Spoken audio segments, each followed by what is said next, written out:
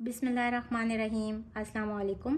आज के लेक्चर में हम प्रोबेबिलिटी से रिलेटेड कुछ इंपॉर्टेंट क्वेश्चन सॉल्व करेंगे। सॉल्व करते हुए मैं साथ साथ आपको बताऊंगी कि कौन से क्वेश्चंस इंपॉर्टेंट हैं। लेकिन सबसे पहले हम सॉल्व करेंगे मिसलेनियस एक्सरसाइज 12 का question number 5 to question number 7। इसके अलावा जो भी आपके प्री बोर्ड के एग्जाम्स हुए थे ना क्लास 10 के 2026 में, उसमें भी प्रोबेबिलिटी से रिलेटेड काफ़ी ट्रिकी क्वेश्चन आया हुआ था, तो उस क्वेश्चन को भी हम आज के लेक्चर में सॉल्व करेंगे। इसके अलावा जो अभी 3 दिन पहले आपके बोर्ड के पेपर्स हुए हैं 27 अप्रैल 2026 में 10th क्लास के, उसमें भी मॉर्निंग और इवनिंग शिफ्ट में जो जो प्रोबेबिलिटी से रिलेटेड क्वेश्चन आए हुए थे उसको भी हम आज के लेक्चर में सॉल्व करेंगे।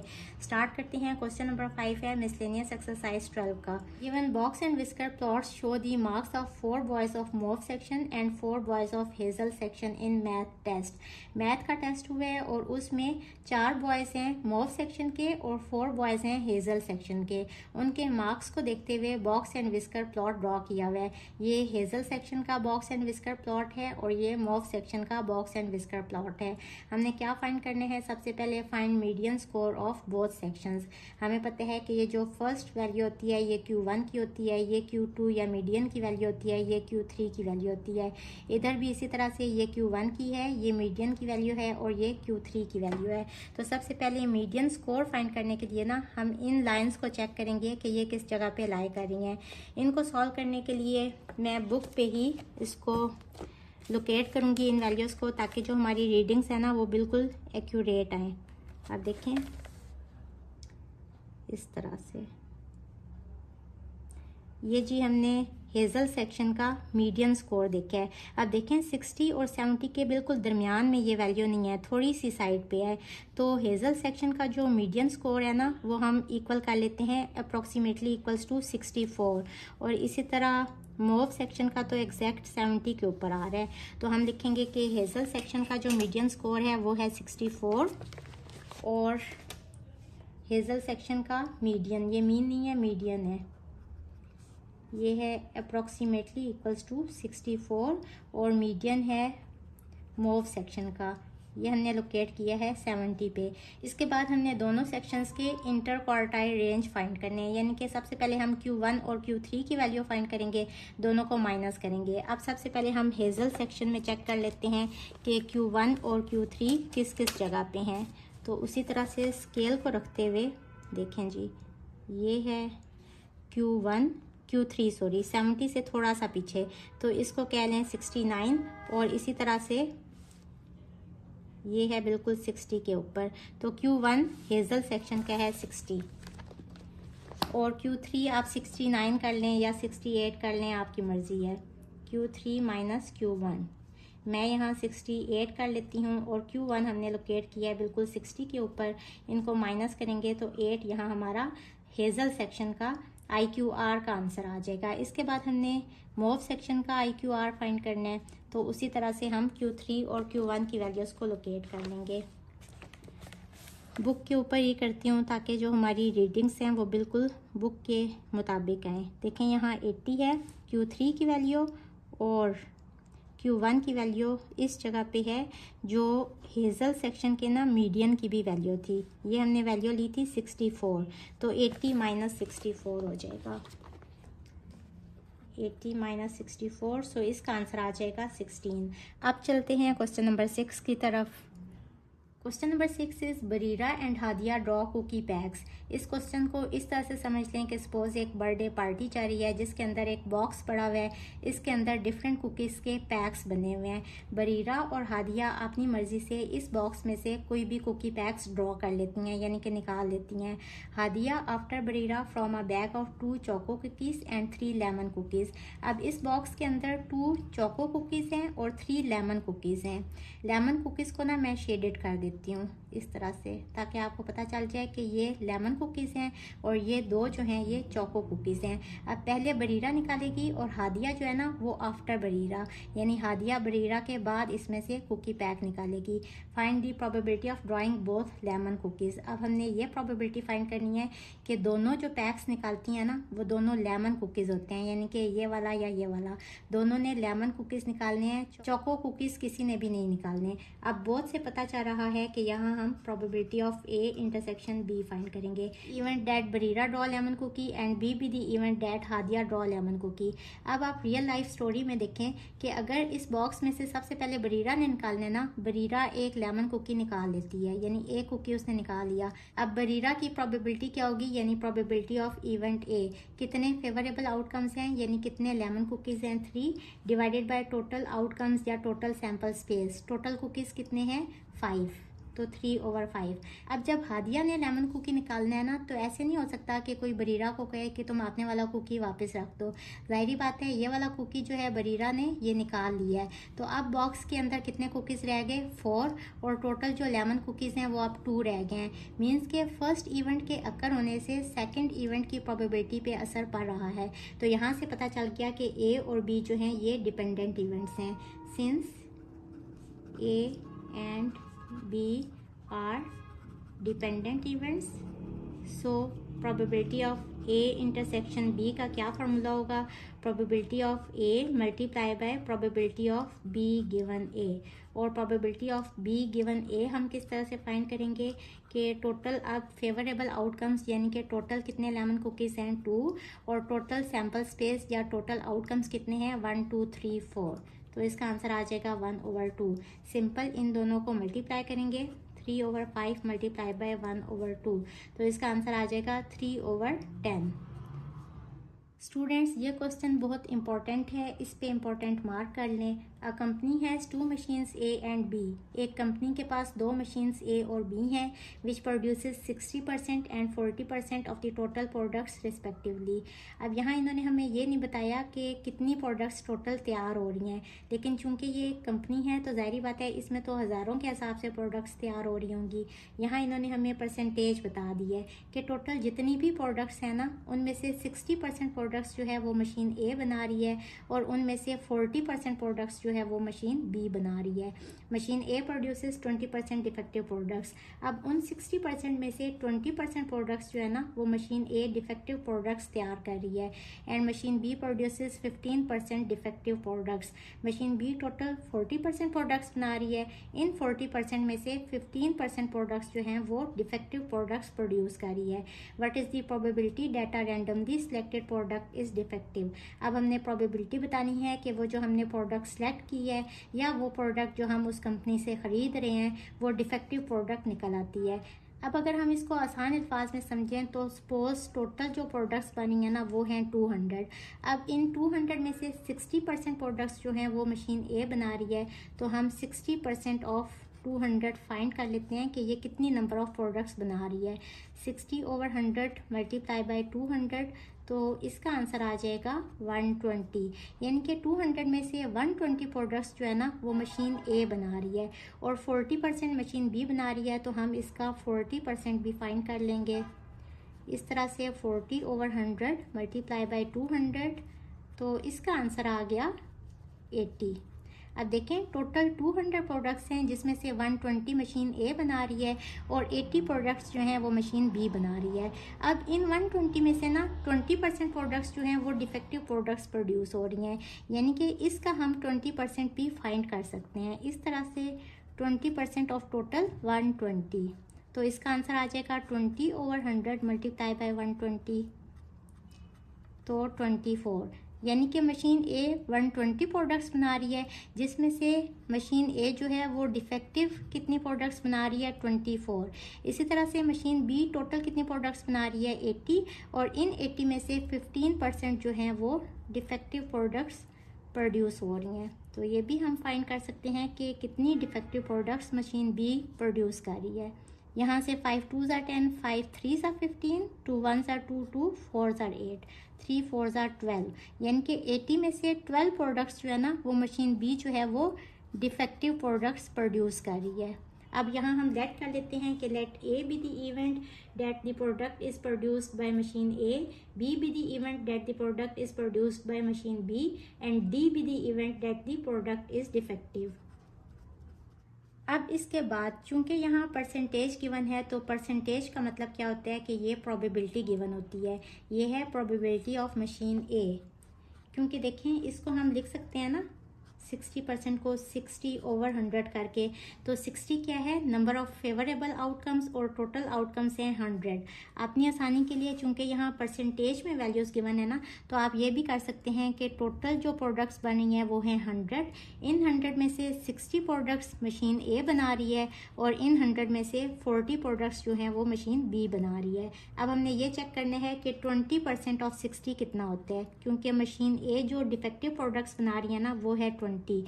तो 20% ऑफ 60 कितना होगा, 20/100 मल्टीप्लाई बाय 60। तो 12 आइटम्स ऐसे हैं जो मशीन ए जो है ये डिफेक्टिव प्रोडक्ट्स बना रही है। और इसी तरह से मशीन बी जो है ये 15% बना रही है ना 40 में से।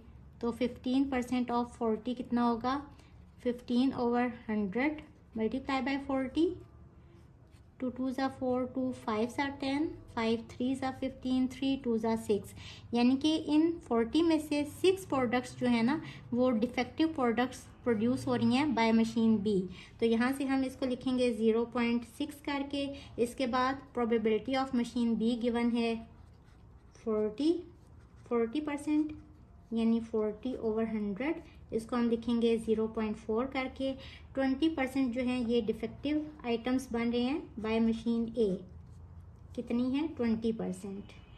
इसको भी इसी तरह से लिखेंगे तो इसका आंसर आ जाएगा 0.2। और इसी तरह से 15% जो है ये डिफेक्टिव आइटम्स हैं प्रोड्यूस्ड बाय मशीन बी। इसको हम लिख लेंगे 0.15 करके। अब देखें यहाँ से ही आपको पता चल रहा है कि probability of A multiply by probability of D given A, यानी कि ए और डिफेक्टिव आइटम्स जो मशीन ए प्रोड्यूस कर रही है ये दोनों इवेंट्स जो हैं ये डिपेंडेंट इवेंट्स हैं। Since A and D are dependent events, so यहाँ से हमारे पास आ जाएगा ए इंटरसेक्शन डी हमने फाइंड करना है, क्योंकि दोनों डिपेंडेंट इवेंट्स हैं। तो इसका आंसर आ जाएगा probability of A multiply by probability of D given A. ये डिपेंडेंट इवेंट्स का फॉर्मूला है। प्रोबेबिलिटी ऑफ ए हम फाइंड कर चुके हैं और डी गिवन ए है 0.2, तो इसका आंसर आ जाएगा 0.12। इसके बाद since B and D are also dependent events, ये भी हमें पता है कि ये दोनों डिपेंडेंट इवेंट्स हैं। So probability of B intersection D equals to probability of B multiply by probability of D given B.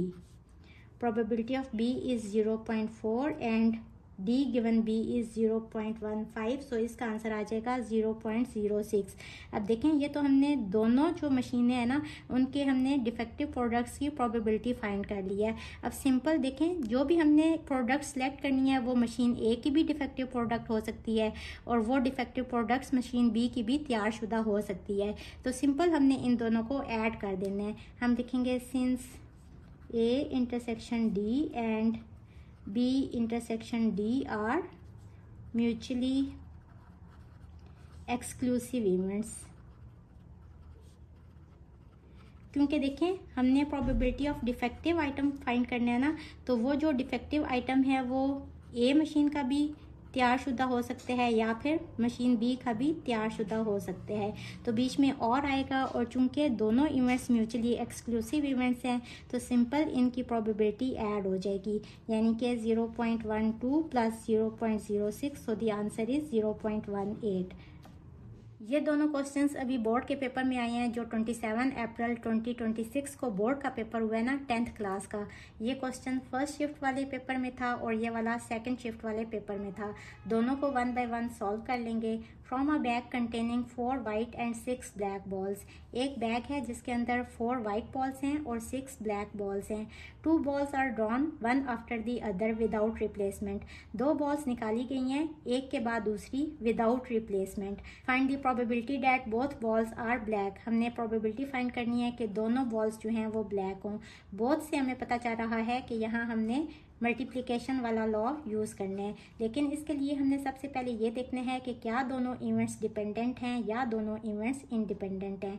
अब विदाउट रिप्लेसमेंट का क्या मतलब है कि एक बॉल जो निकाल लिया ना, उसके बाद उस बॉल को दोबारा से इस बॉक्स के अंदर नहीं रखना। अब देखें पहले टोटल बॉल्स कितनी हैं 10, लेकिन एक बॉल निकालने के बाद जो टोटल सैंपल स्पेस होगी ना वो 9 रह जाएगी, क्योंकि हमने बॉल को रिप्लेस नहीं करना। तो जब भी इवेंट को रिप्लेस ना करना हो तो उस केस में दोनों इवेंट्स जो हैं वो डिपेंडेंट इवेंट्स होते हैं। तो हम लेट कर लेते हैं कि A be the event that first ball drawn is black and B be the event that second ball drawn is black. अब सबसे पहले हमने प्रोबेबिलिटी ऑफ ए फाइंड करनी है। हमें पता है कि टोटल जो ब्लैक बॉल्स हैं वो हैं 6 और टोटल सैंपल स्पेस यानी कि टोटल नंबर ऑफ बॉल्स कितनी है 10। तो 6/10 the answer is 2 3s are 6, 2 5s are 10, 3/5। अब हम फाइंड करेंगे प्रोबेबिलिटी ऑफ बी, यानी कि जो हमने सेकंड बॉल भी निकाली वो भी ब्लैक हो। अब देखें फर्स्ट बॉल निकाली वो ब्लैक थी, अब टोटल बॉल्स कितनी रह गई 1 2 3 4 5, और टोटल बॉल्स यानी कि टोटल सैंपल स्पेस कितनी है 5 ब्लैक हैं और 4 वाइट हैं, तो टोटल बॉल्स हो गई 9। अब देखें ये तो था जब प्रोबेबिलिटी हमने फाइंड की विदाउट रिप्लेसमेंट। अगर तो बॉल को वापस रिप्लेस कर देना होता ना, यानी कि बॉल एक दफ़ा निकाली इस बॉक्स में से फिर दोबारा से वापस अंदर रख दी, अगर यहाँ लिखा होता ना विद रिप्लेसमेंट, तो उस केस में दोनों इवेंट्स जो हैं वो इंडिपेंडेंट इवेंट्स होते, क्योंकि जब हमने बॉल को दोबारा से रिप्लेस कर दिया तो अगेन जो टोटल बॉल्स हैं वो कितनी हो गई ब्लैक बॉल्स, वो हो गई 6 और टोटल नंबर ऑफ बॉल्स हो गई 10। तो प्रोबेबिलिटी ऑफ बी भी उस केस में आती 3/5। लेकिन इस केस में जब हमने बॉल को दोबारा से रिप्लेस नहीं किया तो प्रोबेबिलिटी ऑफ बी आई 5/9। अब हमने probability of A intersection B find करने हैं। डिपेंडेंट इवेंट्स के लिए इसका फार्मूला है probability of A multiply by probability of B given A. ये भी हमने फाइंड की है probability of B given A 3/5 multiply by 5/9, तो इसका आंसर आ जाएगा 1/3। नेक्स्ट है 2 balls are drawn 1 by 1 with replacement from a bag containing 3 red and 2 blue balls। एक बैग है जिसके अंदर 3 रेड बॉल्स हैं और 2 ब्लू बॉल्स हैं, तो टोटल सैंपल स्पेस कितनी होगी 5, यानी कि n ऑफ s इक्वल है 5 के। Find the probability that both balls are red. हमने प्रोबेबिलिटी फाइंड करनी है कि दोनों बॉल्स जो हमने निकाली वो रेड आ गई। अब बोथ का मतलब ये है कि यहाँ भी हमने मल्टीप्लिकेशन लॉ यूज़ करना है। हम लेट कर लेंगे R1 be the event that first ball drawn is red and R2 be the event that second ball drawn is also red। तो यहाँ हमने probability of R1 intersection R2 find करने हैं। अब चूंकि बॉल को हमने रिप्लेस कर देना है तो इस केस में R1 और R2 ये दोनों कौन से इवेंट्स हैं, ये इंडिपेंडेंट इवेंट्स हैं। आप लिखेंगे since R1 and R2 be the independent events, so probability of R1 intersection R2 का क्या फार्मूला होगा, probability of R1 multiply by probability of R2। Simple दोनों को हमने मल्टीप्लाई कर देना है। अब प्रोबेबिलिटी ऑफ R1 फाइंड कर लेंगे। फर्स्ट बॉल जो हमने निकाली वो रेड है, तो टोटल बॉल्स कितनी है 3, टोटल सैंपल स्पेस कितनी है 5, तो 3/5 प्रोबेबिलिटी आ गई first ball drawn is red. हमने प्रोबेबिलिटी ऑफ R2 भी फाइंड करनी है। अब ये जो बॉल हमने निकाली है ना, इसको वापस से हमने इस बॉक्स के अंदर रख दिया है। उस केस में जो टोटल रेड बॉल्स हैं वो भी उतनी ही हो गई, दोबारा से 3 ही हो गई, और टोटल सैंपल स्पेस यानी टोटल नंबर ऑफ बॉल्स भी दोबारा से 5 ही हो गई। यानी कि फर्स्ट इवेंट के अकर होने से सेकेंड इवेंट के अकर होने का चांस जो है वो डिस्टर्ब नहीं हो रहा, यानी सेकेंड इवेंट की प्रोबेबिलिटी पे असर नहीं पड़ रहा। तो इसलिए ये दोनों इवेंट्स जो हैं ये इंडिपेंडेंट इवेंट्स हैं। सिंपल दोनों को हमने मल्टीप्लाई करना है, सो इसका आंसर आ जाएगा 9/25। So this is our answer. ये क्वेश्चन काफ़ी ट्रिकी है, मुश्किल होने के साथ साथ इम्पॉर्टेंट भी है। प्री बोर्ड एग्जाम्स में आया है। Zara and Ali are candidates for 3 open positions in a company. एक कंपनी के अंदर ज़ारा और अली 2 नामों को 3 पोजीशंस के लिए नॉमिनेट किया गया है। The probability of Zara being selected is 1/6 and the probability of Ali being selected is 1/4। Calculate the probability that both will be selected. हम लेट कर लेते हैं G be the event that Zara is selected and A be the event that Ali is selected. Then probability of C क्या है 1/6 and probability of A क्या है 1/4। हमने both will be selected की प्रोबेबिलिटी फाइंड करनी है। बोथ का मतलब ये है कि हमने probability of ji intersection A find करना है। अब यहाँ दोनों इवेंट्स इंडिपेंडेंट हैं, यानी कि probability of G multiply by probability of A, तो इसका आंसर आ जाएगा 1/6 multiply by 1/4, so the answer is 1/24।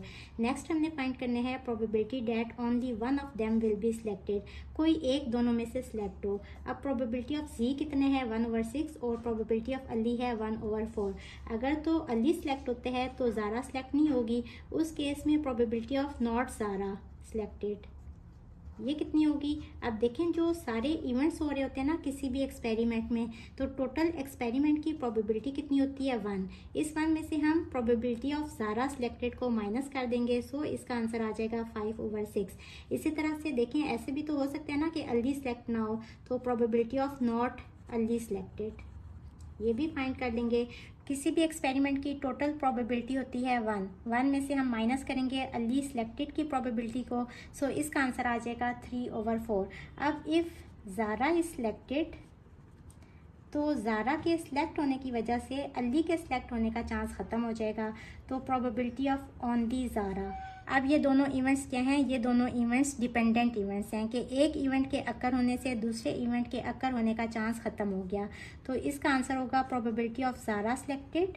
अगर ज़ारा सिलेक्ट हुई है तो multiply by probability of Ali select नहीं हुआ, अली नॉट सिलेक्टेड, यानी कि ज़ारा के सिलेक्ट होने की वजह से अली के सिलेक्ट होने का चांस ख़त्म हो गया, तो प्रोबेबिलिटी ऑफ ज़ारा है 1/6 और probability of not Ali selected है 3/4। इसको सिंप्लीफाई करेंगे, सो द आंसर इज़ 3/24। इसी तरह से हम प्रोबेबिलिटी फाइंड कर लेंगे इफ़ अली इज़ सिलेक्टेड। उसी तरह से देखें दोनों इवेंट्स जो है ना वो डिपेंडेंट इवेंट्स होंगे। प्रोबेबिलिटी ऑफ ओनली अली के इसका आंसर होगा probability of Ali multiply by probability of not Zara, यानी कि अली के सिलेक्ट होने की वजह से ज़ारा के सिलेक्ट होने का चांस ख़त्म हो गया। सॉरी यहाँ मैं डिपेंडेंट कह रही हूँ, ये दोनों इवेंट्स जो है ना ये इंडिपेंडेंट हैं कि एक इवेंट के अकर होने से दूसरे इवेंट के अकर होने का चांस ख़त्म हो गया। इस केस में भी ये इंडिपेंडेंट इवेंट्स हैं, तो प्रोबेबिलिटी ऑफ अली है 1/4, इसको मल्टीप्लाई करेंगे probability of not Zara selected से यानी कि 5/6 से, तो इसका आंसर आ जाएगा 5/24। अब हमने प्रोबेबिलिटी फाइंड करनी है कि only one of them will be selected, यानी कि या तो ज़ारा सिलेक्ट होगी या फिर अली सिलेक्ट होगा। या का क्या मतलब है कि हमने दोनों को ऐड करना है, यहाँ हमने एडिशन लॉ यूज़ करना है, तो दोनों को ऐड कर लेंगे 3/24 प्लस 5/24, इसका आंसर आ जाएगा 8/24। सिंप्लीफाई करेंगे, सो probability of only one of them will be selected, इसका आंसर आ जाएगा 1/3। नेक्स्ट है probability that neither is selected. Neither selected की प्रोबेबिलिटी किस तरह से फाइंड करेंगे। नीदर सिलेक्टेड का मतलब ये है कि अली भी सिलेक्ट नहीं हुआ और ज़ारा भी सिलेक्ट नहीं हुई। और का मतलब ये है यानी एंड, और है ना एंड का मतलब ये है कि दोनों इवेंट्स जो हैं ये मल्टीप्लाई होंगे, यानी कि not Ali multiply by not Zara, दोनों सिलेक्ट नहीं होंगे। Probability of not Ali selected ये है 3/4 और probability of not Zara selected है 5/6। इसको सिंप्लीफाई करेंगे, इसका आंसर आ जाएगा 15/24। सिंप्लीफाई करेंगे 5/8, इसका आंसर आ जाएगा। अब probability that at least one selected, probability of at least one selected, हमें पता है कि टोटल जो प्रोबेबिलिटी होती है ना किसी भी एक्सपेरिमेंट की वो होती है 1। इसमें से हम माइनस कर देंगे प्रोबेबिलिटी ऑफ नीदर सिलेक्टेड को। देखें वैसे तो ये इजी है लेकिन काफ़ी ट्रिकी है, तो आपने इसको सोचना होगा कि इसको किस तरह से सॉल्व करना है। तो 1 में से हम ये वाली जो प्रोबेबिलिटी है ना इसको माइनस करेंगे, सो यहाँ एलसीएम ले लें, 8 - 5 = 3, तो इसका आंसर आ जाएगा 3/8। होप स्टूडेंट्स आपको आज के लेक्चर की अच्छी समझ आ गई होगी और प्रोबेबिलिटी वाले क्वेश्चंस को सॉल्व करना आ गया होगा। जाने से पहले मेरे चैनल को सब्सक्राइब करना मत भूलिएगा। इसके साथ ही मुझे दें इजाज़त, अल्लाह हाफिज़।